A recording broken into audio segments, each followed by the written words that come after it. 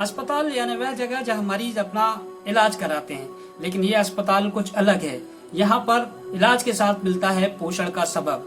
छत्तीसगढ़ के बिलासपुर जिले से 20 किलोमीटर दूर स्थित है गनियारी जन स्वास्थ्य सहयोग नाम की संस्था।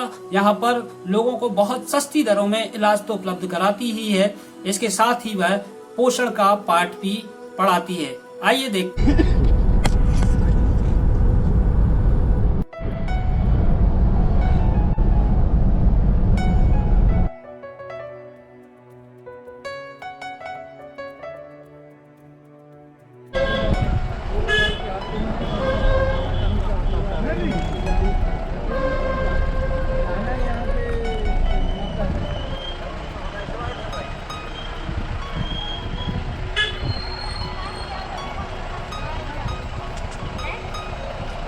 लगातार आता रहता हूँ और ये एक जैविक खेती का बहुत ही अनूठा प्रयोग है। बिल्कुल। और ख़ास तौर से स्वास्थ्य की दृष्टि से इन लोगों ने इनका काम पूरा स्वास्थ्य का है, लेकिन इसको इसलिए शुरू किया है कि स्वास्थ्य केवल दवाई और इलाज से ठीक नहीं होगा।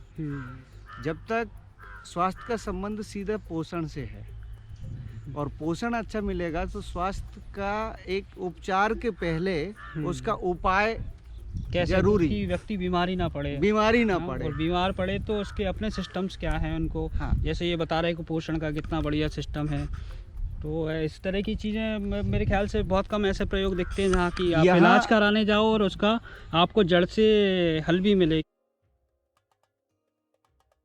आइडिया था इसलिए क्योंकि जिस तरह के हम लोगों ने लोगों में कुपोषण देखा, जो कि लोगों की कम खाने की मात्रा की वजह से रहा है, तो हम लोगों ने सोचा कि यदि हम सिर्फ दवा पानी का काम करते रहें तो वो पर्याप्त नहीं होगा। किस तरीके से ये हो पाए कि लोगों को खाने में अधिक मात्रा में खाना हो और विशेष करके वो खाना जिसमें पौष्टिकता ज़्यादा हो। तो हम लोगों ने इस बात को संज्ञान में लेते हुए एक तो जो खाने जो अच्छे होते हैं उनकी हमने एक प्रदर्शनी भी बनाई कि हमारे अलग अलग जो छत्तीसगढ़ में खाने के तरीके हैं, खाने की जो चीज़ें हैं, उसकी एक एटलस बनाई और जिसको हमने छापकर सब छत्तीसगढ़ के सब पंचायतों में बांटी भी है। उसके अलावा उसमें मतलब जैसे हमको पता चला कि 60 किस्म के फल हैं, 45 किस्म की हरी भाजियां हैं जो लोग खाते हैं, चाहे बाज़ार में ना बिकती हो, और 20 किस्म के अनाज हैं, कांदा हैं, दालें हैं अलग अलग किस्म की, जो उनकी जो मिथक है उनको भी हटाया और उनको एक रोचक रूप में लोगों के सामने रखा कि खाने की क्या चीज़ें हैं। इसके अलावा हमने खाने में मतलब खेती की उपज बढ़े उसके लिए हमने श्री पद्धति को उपयोग किया। धान की पैदावार बढ़ाने के लिए भी और बाकी अनाजों की भी, जैसे मड़िया की। तीसरा काम हमने कहा कि किस तरीके से ऐसे मिलेट्स जो ये मोटे अनाज हैं इनकी पैदावार बढ़े, इनकी उपज बढ़े, इनकी खेती बढ़े और फिर उसकी अच्छी पैदावार भी हो। तो उसके लिए हमने जानकारी के अलावा इनके लिए बीज उपलब्ध कराना और लोगों को, किसानों को इसके लिए प्रोत्साहित करना, वो कोशिश भी करी। 22 तरह का वैरायटी लगा हुआ है गेहूं का। इसमें कुछ शुगर फ्री वाला वैरायटी है जिसको शुगर डायबिटीज़ में खाया जाता है, और भी अलग अलग आप देख रहे होंगे चने हैं 3-4 प्रकार के। देख प्रकार के गेहूं है, इसमें काला गेहूं भी है, शुगर फ्री भी है, बंसी गेहूं है, मुंडी पीसी है, और चना अपना 4 वैरायटी का है। काला चना है, हरा चना है, सफ़ेद चना है और अपना विराट चना है जो भूरा चना आता है। तो इन गेहूं की क्या खास बात है जो यहाँ पे लगाए हुए हैं? अपने लोग अपने मन में सोचे कि आदमी केमिकल करते हैं तो अपने लोग कम से कम जैविक करके देखें कैसा होता है। तो जैविक में भी अपने लोग 100% यानी कि सक्षम है। अच्छा। यानी किसान यानी कि गोबर खत्ता से भी गेहूँ अपना पैदा कर सकता है। तो अस्पताल का इस फार्म हाउस से कैसा कनेक्शन है? यहाँ पे पीछे अस्पताल है, जैसे कई बार अपने लोग गांव तरफ गए घूमने के लिए, तो कई आदमी ऐसे होते हैं कि जो खेती से नहीं जुड़ते हैं, स्वास्थ्य से नहीं जुड़ते हैं। तो उसी प्रकार से जन स्वास्थ्य ने सोची कि हम खुद तैयार करें बीज और किसानों तक दें, तो लगाने के लिए किसान रुचि लेगा इसे करके। तो जो मरीज आ रहे हैं इलाज कराने वो खेत भी देखते हैं? खेत भी देखते हैं, और जैसे समय में ना मई को अपने लोग 1 महीना बीज का वितरण करते हैं, उस समय बीज भी ले जाते हैं किसान। अच्छा। और जो हम अनाज खाते जा रहे हैं इसको बीमारी से देखें तो कई बार खेती को बिल्कुल अलग देखते हैं और स्वास्थ्य को बिल्कुल अलग। अगर सही ढंग से देखें तो खेती और स्वास्थ्य बिल्कुल लगा हुआ है। हमारे खेत में जैसे अनाज होगा वैसे हम खाएंगे और उस हिसाब से हमारा पोषण होगा। तो अगर हम धान ही करें तो खेती भी कुपोषित है और हम भी कुपोषित है। तो उसको उसी तरीक़ा से समझाएं कि भाई अगर बिल्कुल स्वस्थ रहना है तो हमारे खाना में ये चीज़ भी शामिल करना पड़ेगा। शुरुआत हुआ था तो वो स्वास्थ्य के काम जब शुरू हुआ गांव में, बाहर से देखते हैं तो लगता है कि नहीं, गांव में जो लोग हैं बिल्कुल ठीक ठाक है, कोई दिक्कत नहीं है, दिल्ली वाले कहेंगे। लेकिन गांव में आके जब देखेंगे तब समझ पड़ेगा ना कैसा है। तो टीम पूरा गांव में गए, फिर हर गांव में महिला पुरुष बच्चे सबका वजन लेते हैं। तो अधिकांश जो लोग हैं उनके वजन कम है। वजन कम मतलब कुपोषण का पहला लक्षण। उसका महिलाएं में कम से कम 45 किलो होना चाहिए, पुरुष में 55 किलो 50 से 55 किलो होना चाहिए। अगर उससे कम है तो वो कुपोषित है। फिर भाई किसान है तो अलग अलग चीज़ खाते होंगे तो कुपोषित कैसे होंगे, ये भी बात हुआ। तो खाने के लिए तो मिल रहा है, लेकिन खाने में जो विविधता चाहिए, चावल दाल तेल सब्जी, या जो अगर ये कम है तो मिलेट जो फसल है वो खाना में शामिल करें। तो ये इन चीज़ों की कमी है। खाना तो खा रहे हैं लेकिन खाना में जो विविधता है वो नहीं है। फिर वहाँ से खेती के काम शुरू हुआ कि भैया अपना एक टीम रहे जो लोगों को खेती के बारे में जानकारी दे, क्या क्या फसल लगाना है ऐसे। फिर उसमें भी चुनौती हुआ कि हम किस दिशा में काम करें। एक तो जो दुनिया में चल रहा है हाइब्रिड बीज, रासायनिक खाद कीटनाशक डाल के हम ज़्यादा से ज़्यादा पैदावार लें। दूसरा तरीका है कि अपना जो परंपरागत बीज है, अपना परंपरागत तरीका है खेती का, जैविक खेती, खाद बनाने की, इस तरीक़ा से हम खेती करें। भले उत्पादन थोड़ा कम हो लेकिन जो उत्पादन है उसमें गुणवत्ता हो, पोषण से पूरा मिले। हाँ, तो उस दिशा में काम किए और फिर बीज का। ये जो आपने लगाया है इसके बारे में थोड़ा बताइए, क्या है ये मड़िया है, इसमें कैल्शियम की मात्रा ज़्यादा होता है। जैसे आप बाहर से सेरेलाक खाते हैं तो बच्चे को इसका जो मड़िया के दाने हैं उसको पिसान बना के और अपने लोग दूध के साथ इसको सेरेलाक जैसे दे सकते हैं। इसमें कैल्शियम की मात्रा ज़्यादा होता है। अच्छा। और जैसे गर्भवती महिला को भी अपने इसका रोटी खिला सकते हैं, जो आने वाले समय में उनके बच्चे के लिए सेहत अच्छा होगा। तो ये पहले होता था और नहीं हो रहा है ऐसा? पहले होता था, लगाते थे किसान, पूरे एरिया में लगाते थे? पूरे एरिया लगाते थे। अभी नहीं लगाते? अभी नहीं लगाते हैं। धीरे धीरे वही भूखमरी कम हो गया तो फिर बंद कर दिया। कैसे खत्म हो गया इसका ये लगाने का? मेहनत ही करना नहीं चाहते हैं किसान। तो इसमें ज़्यादा मेहनत लगती है क्या? मेहनत तो ज़्यादा नहीं है लेकिन किसान लगाना नहीं चाहते हैं। क्यों? मतलब क्या गेहूं वगैरह राशन कार्ड से मिलने लगा तो इस वजह से ये भूल गए? हाँ, धीरे धीरे भूल गए। अब लेकिन एक चीज़ है, फिर से लगाना चालू कर रहे हैं। अच्छा, नहीं कई जगह जो है लगाना चालू कर रहे हैं। और इसको किस मौसम में ज़्यादातर लगाया जाता है? इसको बारिश में भी आप जुलाई में लगा सकते हैं। उस समय आपको पानी की ज़रूरत नहीं पड़ेगा, भर्री ज़मीन में लगा देंगे आप। अच्छा। ना एक आध बार निंदाई गोड़ाई करेंगे, निंदाई गोड़ाई नहीं करेंगे उसके बावजूद भी आपको खाने भर मिल जाएगा। अच्छा अच्छा, खासियत ये है। तो अभी आपने गर्मी वाले उसमें लगाया है? गर्मी में लगा के देखें, बारिश से दुगुना अपने को फायदा मिलता है। कितने साल से कर रहे हैं दुधनाथ जी आप यहाँ पे काम? मैं यहाँ 7 साल से कर रहा हूँ। अच्छा जी, 7 साल से। तो आपके क्या अनुभव है यहाँ पे? आइए। अनुभव ये है कि मैंने तो पहले सोच रहा था श्री विधि से, जब अपने 10-10 इंच धान लगाते हैं 10 बाई 10 इंच में, तो मैं सोच रहा था क्या होगा इसमें। जब मैंने खुद अपने हाथ से सारी चीज़ किया, वीडर किया, धान का गुड़ाई किया, तब समझ में आया कि हाँ, इसमें भी श्री विधि में दम है। ये श्री विधि के बारे में थोड़ा 1 मिनट बता दीजिए। तो जैसे इसमें क्या होता है, श्री विधि अपने लोग लगाते हैं लाइन बाई लाइन चारों तरफ से 10-10 इंच में। तो उसमें पौधे का दूरी जो है 10 इंच रहता है, तो इनको जगह मिलता है।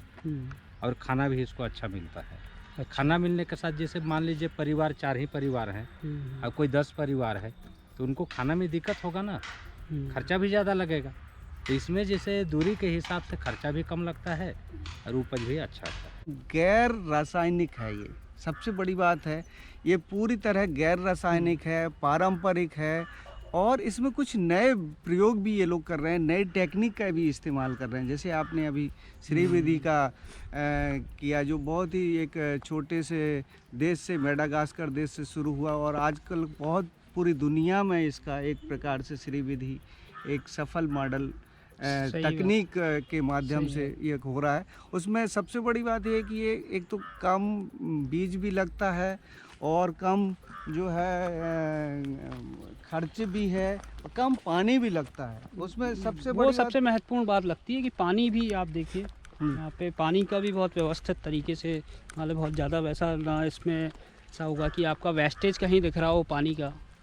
इस प्रयोग में श्री विधि में खास तौर से धान के लिए लोग इस्तेमाल करते हैं, लेकिन इन लोगों ने ये नई चीज़ शुरू करी है कि हर चीज़ आप हर फसल को श्री विधि से लगा सकते हैं। श्री विधि का धान से जुड़ाव ज़्यादा है ना। दूसरी जगह धान पे करते हैं, लेकिन इन्होंने गेहूं भी श्री विधि से करा है ना, मड़िया भी श्री विधि से करा है, चना भी श्री विधि से करा है। तो ये एक प्रकार से एक ऐसा एक अनुसंधान केंद्र की तरह विकसित हो रहा है जो किसानों के लिए कैसे एक उपयुक्त मॉडल बने, बिल्कुल है ना। और अपनी परिस्थितियों में हवा, पानी, मिट्टी, एक स्थानीय परिवेश में कैसी खेती हो सकती है, उसका एक बहुत ही अनूठा मॉडल है ये। बढ़िया। किसान ये समझता है कि उसके खेत में, उसके ज़मीन में बोर है तो वो उसी का है, वो अपना चालू कर देगा, कोई बोलने वाला नहीं है। कोई बोले तो फिर दो बात हो जाएगा, है ना। सही है। तो कोई भी बात हम किसान के पास जाए तो उसको बोलने से पहले हमारे पास विकल्प हो। अभी हम ये कह सकते हैं कि भैया आप धान मत लगाओ, वो बोलेगा कि भाई धान क्यों नहीं लगाएंगे, तो बोल सकते हैं कि नहीं आप इस तरीक़ा से ये फसल लगा सकते हैं, इसमें पानी भी कम लगेगा और पोषण भी। ओम प्रकाश जी की खास बात ये है कि ये खुद किसान परिवार के हैं और जब से गनियारी का जो काम शुरू हुआ इन्होंने ही पूरा उसको विकसित करा है। वाह। वो एक जहाँ पे गनियारी का जो कैंपस है उसमें जो जहाँ पे इनकी खेती हो रही वो बहुत ही एक ऐसी ज़मीन, भाटा ज़मीन कहेंगे, है ना, भाटा ज़मीन थी और उसको आज खेती लायक बनाया है। इन लोगों ने उसमें बहुत मेहनत की है और जो मल्चिंग की एक तकनीक है उसको जो अलग अलग तरीके के डंठल और फसल के जो अवशेष उसको लोग उसको जला देते हैं, हम लोग नहीं जलाते, उसको जमीन में पूरा बिछ दिए, जमीन का आच्छादन कर दिए, फिर उसी में दूसरा फसल लगाते हैं। उस जमीन में फिर जुताई भी करने की ज़रूरत नहीं है। और इसके लिए डिमॉन्स्ट्रेशन प्लॉट भी गनियारी में और गनियारी के बाहर गांव में कुछ शुरू किए और कुछ समय से अब ये भी हो रहा है कि क्या किसानों को अच्छा दाम मिल जाए, उसके लिए भी जो अच्छे किस्म के धान हैं और कुछ मोटे अनाज उसको किसानों से खरीद के उनको ऐसे बाज़ार में बिकवा सकें जिससे उनको अच्छा दाम मिल पाए। लेकिन वो अभी शुरुआती काम है और इसके अलावा कुछ काम हमने दलहन को और तिलहन के ज़्यादा उपज बढ़ाने के लिए भी किया, जो कि अभी प्रारंभिक स्तर पे ही है। क्योंकि बड़ों की जो पोषण की परेशानी है वो स्वास्थ्य सुविधाओं के करने से या सिर्फ इलाज आंगनबाड़ी वगैरह के काम से नहीं होना है। बड़ों के पोषण की परेशानी के लिए तो राजनीतिक पहल की ज़रूरत है। लोग ज़मीन का अच्छी तरह बंटवारा हो, खेती के लिए सपोर्ट हो और खाने की जो व्यवस्था है उसमें पीडीएस जिस रूप से अभी है वो ना होके एक ज़्यादा मतलब असरदार पीडीएस हो जिसमें दालें भी हों, अंडा या मांस हो। तो मुझे एक बात समझ आई है कि जो खेती का जो एक सस्टेनेबल मॉडल है और दूसरी बात, एक और बात बहुत जो गंभीर बात यहाँ सामने आई कि हम रागी जो देख रहे हैं मड़िया खेतों में, ये बिल्कुल हमारे परंपरा का हिस्सा रहा है और ये कैसे ख़त्म कर दिया गया। जैसे कि अब जब वैज्ञानिकों ने और जब चिकित्सकों ने ये पाया कि मड़िया बच्चों को हम सेरेलैक की जगह दे सकते हैं, बच्चों को मड़िया हम गर्भवती माओं को दे सकते हैं, लेकिन मैंने जो अपने पुराने समय में सुना था वो एक गरीब का अन्न मान के उसके खिलाफ इतनी साजिशें हुई थी कि रागी को कहीं मड़ुआ भी कहते हैं, कहीं मड़िया कहते हैं, इसको ऐसा साजिश के तहत गेहूं के नीचे उसको डाला गया और गेहूं को अमीरों का आहार मानते हुए उसको अपनाया गया पूरे गांव-गांव में। जिस तरह से राशन जो मिलता है पीडीएस सिस्टम में, उसने किस तरह से मड़िया के साथ साजिश की और एक तरह से बिल्कुल ये खेती ख़त्म हो गई थी। और अब जैसा कि किसान भाई बता रहे थे कि अब दवाई के लिए भी मड़िया उपलब्ध होना मुश्किल हो गया था और इन्होंने अपने खेत में, मैं देख पा रहा हूँ कि 70% हिस्से में मड़िया लगाया है। इतना महत्वपूर्ण अन्न जो बच्चों के काम आता है, जो लोगों के पोषण। कंपनियां कैसे चलेंगी यदि ये गांव-गांव चलने लगेगा तो कंपनियां कैसे फिर काम करेंगी, कैसे? खासियत ये है कि कम पानी में भी, जैसा कि हम अभी देख रहे हैं कि माहौल ऐसा है कि बारिश नहीं है, गर्मी आने वाली है और ये इतने कॉन्फिडेंट है किसान कि कम पानी में भी इसको उपजा ले जाएंगे। और इनका ये दावा है और इन्होंने अपना एक्सपेरिमेंट में पुराने अनुभवों से ये पाया है कि ये इस मौसम में ज़्यादा अच्छी इसकी उपज होती है बारिश की अपेक्षा। तो ये इतनी अच्छी फसल है जो हमारी कम्प्लीटली हमारे सिस्टम में अगर फिर से ये आ जाए तो फिर हम सही बात है। पोषण को कोई फ़र्क लग रहा है आपको दूसरे खेतों में जहां हम देखते हैं कि खूब जहर डाला जाता है, दवाई डाली जाती है और इस तरह के, उसमें कोई फ़र्क लग रहा है? मैंने जैसे जो गेहूं के खेत हम देख रहे थे, जो स्वस्थ है गेहूं, जबकि अब तक कोई दवाई नहीं डाला गया, कोई कहीं कीड़े का कोई निशान नहीं दिख रहा हमें। हाँ, बल्कि तितलियां और वो सब तितलियां आ रही हैं, पतंगे वगैरह भी उस पर मंडरा रहे हैं। आपने अपने मित्र कीटों को, अपने पतंगों को आपने किस तरह से दवाई डाल के ख़त्म कर दिया। जो खेत की जो एक खुशबू होती है, खेत की जो आबोबा हवा होनी चाहिए, वो किस तरह से हमने ख़त्म कर दिया है। और यहाँ देख कर लगता है कि ये सबसे बेहतरीन तरीका है, बिना किसी रासायन के, एक खरपतवार नहीं दिख रहा, थोड़ी सी मेहनत और थोड़ा सा टेक्नोलॉजी लगा के, थोड़ा दिमाग लगा के इन्होंने एक अच्छा मॉडल तैयार किया यहाँ पे, जहाँ जिस खेत में आके हमें लग रहा है कि हम स्वस्थ महसूस कर रहे हैं। अगर वो किसान भाई अगर अपने ज़मीन और अपने स्वास्थ्य के प्रति वो गंभीरता से लेते हैं स्वास्थ्य को, तो खाना में विविधता ज़रूरी है। हम चावल ही खा रहे हैं, वो भी पालिश वाला चावल, उसके ऊपर भी कुछ काम किए हैं और देखे हैं कि चावल में भी बहुत सारे पोषक तत्व रहते हैं। आयरन हो गए, प्रोटीन है, फाइबर है, तेल है, खास करके तेल की जो कमी है वो कोढ़े से भी हो सकता है, लेकिन उसको सब पालिश करके बाहर कर देते हैं और हम सिर्फ एक माड़ जैसा ही खा रहे हैं, शक्कर ही खा रहे हैं।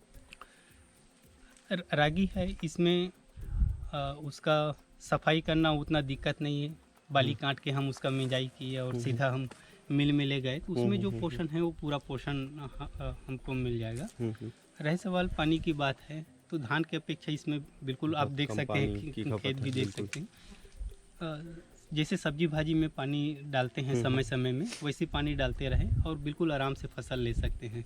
हॉस्पिटल के पीछे का ये माहौल है और यहाँ इतनी ऊर्जा है, इतनी सकारात्मकता है यहाँ खेतों में। सही बात है। हम बिल्कुल भी इसको ग्लैमराइज नहीं कर रहे हैं या हम यहाँ पर ऐसे आ गए हैं तो हमें लग रहा है कि इसको हमको खूब बड़ा चढ़ाकर दिखाना चाहिए।